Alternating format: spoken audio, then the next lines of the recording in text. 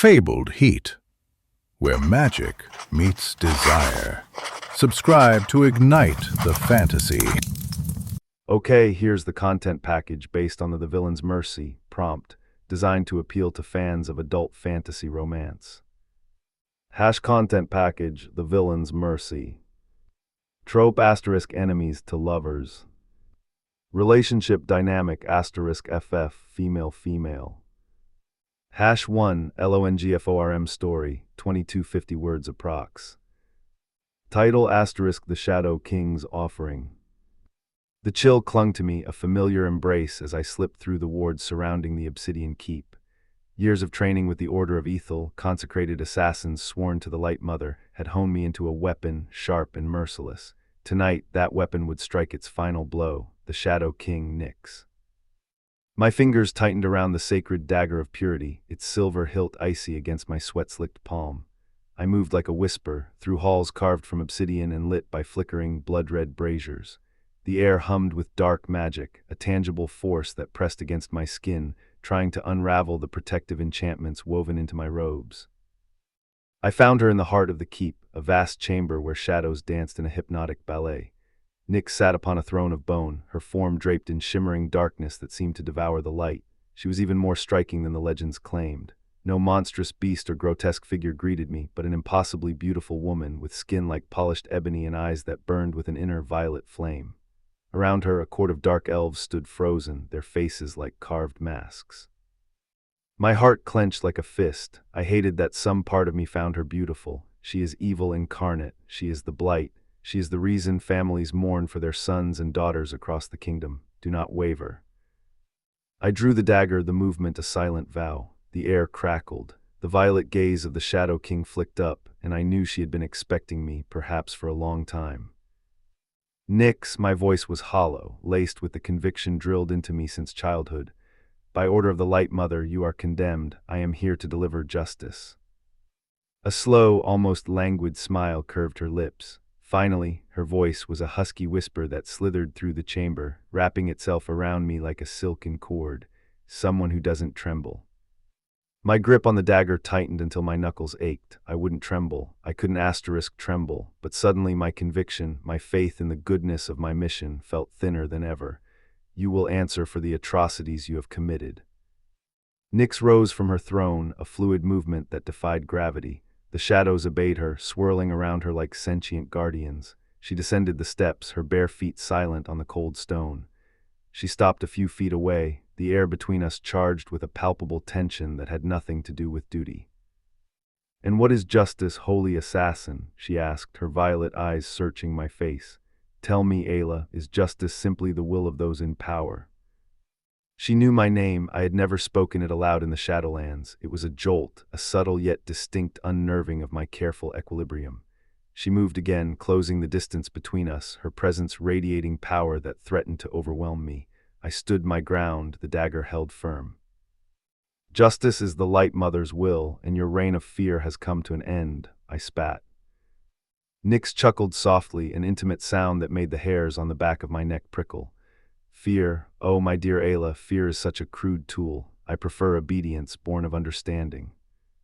And then she did something completely unexpected. She stepped closer, so close I could feel the faintest whisper of her breath on my cheek. She took my hand, the one holding the dagger. Her fingers were surprisingly cool against my skin. I reeled back, repulsed, but her grip was unexpectedly strong. "Let me go." Instead of recoiling at my panicked, angry cry, she turned my hand, guiding the tip of the silver blade to her own throat. I gasped, a strangled sound of shock and fury. "If your justice requires my death," she whispered, her breath ghosting over my ear, sending a shiver down my spine, "then do it. End my reign, end my suffering." The violet in her eyes was not arrogance now, but almost vulnerability. It was a challenge, an offering, and a truth that my inner assassin, who had sworn to hate this monstrous woman, was struggling to comprehend. "What trick is this?" I ground out finally, my voice hoarse. "What are you playing at?" Her smile turned sad, a beautiful, heart-wrenching expression of pain. "No tricks, Ayla, only a choice I've been waiting centuries for someone to make." She did not appear to fear death, I noticed suddenly. Was it because she had not feared it in the first place, or something I had managed to do to her during our brief encounter? And then the air shimmered, the bone throne dissolved into dust. The frozen dark elves began to stir, their eyes now fixed on me with an unsettling intensity. I was in the center of some strange and violent ritual I hadn't seen before. Nyx spoke, her voice louder now and echoing with a dark, ancient power. You came here to kill a monster, Ayla, but perhaps you are mistaken. Perhaps the true monster is one you are not ready to face. Now something was shifting inside of myself, too. My hands began to shake. I wasn't sure if that was from the cold or the truth I was too afraid to confront suddenly surging within me. I tried to pull my hand away from hers, but she held it fast. Her eyes burned into mine, and a torrent of images flooded my mind. Visions of burning villages, yes, but also of oppressed people, of dark elves enslaved and mistreated by the very people I had sworn to protect. Your light mother, Nyx whispered, her voice now low and deadly, is not what you believe her to be. Doubt, a corrosive acid, began to eat away at the foundations of my faith. I had been trained to believe in the absolute righteousness of the light mother, to see Nyx as an embodiment of pure evil. But what if I had been lied to? What if this was all one terrible mistake? I looked into Nyx's violet eyes, searching for any sign of deceit. I saw only an ancient wisdom and an unfathomable sadness. And then I saw something else, something that sent my heart racing and my stomach twisting with a potent cocktail of fear and something else. Hope. I saw myself reflected in her eyes, not as a holy warrior, but as a prisoner. A prisoner of dogma, of blind faith, of a lie that had shaped my entire life. Nyx took a step back, releasing my hand. The dagger fell to the floor with a soft thud. The choice is yours, Ayla, she said, her voice echoing. Kill me and perpetuate the lie, or stay with me and learn the truth. The dark elves were closing in now, their eyes glowing, their hands reaching. I was surrounded. I don't know what to do, I stammered, my voice barely a whisper. Nyx smiled, a genuine, warm smile that reached her eyes and banished the shadows for a moment. Then let me decide for you. And before I could react, she reached out and gently brushed a stray strand of hair from my face. Her touch sent a shockwave through me, a wave of heat that pushed back the chill and awakened something deep within my soul. You're here now, she spoke, her voice low and soothing, and you're safe. Despite the warning bells ringing in my head, I truly did feel safe in that moment. I trusted her in ways that I wasn't sure I completely understood. Safe, my voice wavered, still it began to become more solid. Safe from whom? From what? From her, Nyx's eyes hardened, from the light mother. Her finger trailed down my cheeks until it grasped my chin, lifting it until my vision could not escape hers. You're not an assassin, Ayla. She paused for a long moment, seeming to search the depths of my soul. You're a weapon.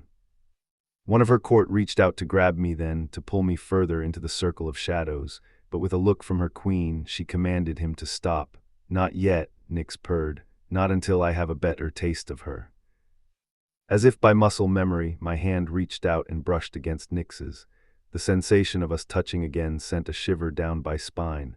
The raw power emanating from this intriguing woman would surely destroy me or lift me up. Which one? Nyx was still standing, but her bones seemed to loosen, almost as if she would melt into the floor if I didn't catch her. Oh, my dear, your soul is the most magnificent I've ever seen. But you were right, I've been in unspeakable pain. The only thing that will cure me now is a taste of your holy light. Her words hung in the air, sensual and menacing. With no will of my own, I began to line in, closer and closer. End on cliffhanger.